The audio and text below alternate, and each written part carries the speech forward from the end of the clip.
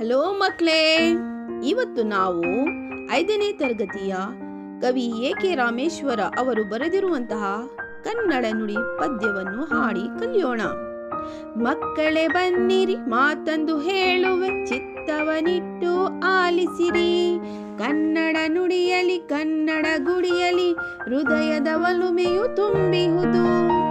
ಹಾಲಿನ ತೊರೆಯು, ಸಕ್ಕರೆ ಮಳಲು, ಜೇನಿನ ಹನಿಯು ಅಲ್ಲಿಹುದು. ಪುಣ್ಯಕೋಟಿಯ ಬದುಕಿನ ಚರಿತೆಯು ಜನಪದದಲ್ಲಿ ಮೂಡಿಹುದು.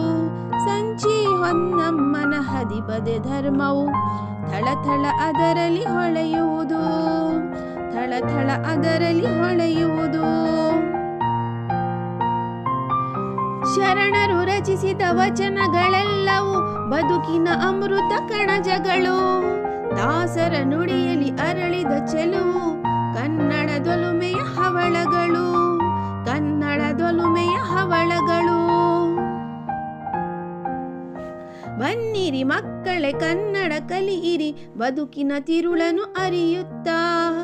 ನಮ್ಮಯ ನಾಡಿನ ಪುಣ್ಯದ ಬೀಡಿನ ನನ್ನಿಯ ಕಥೆಯನ್ನು ಬರೆಯುತ್ತಾ, ನನ್ನಿಯ ಕಥೆಯನ್ನು ಬರೆಯುತ್ತಾ.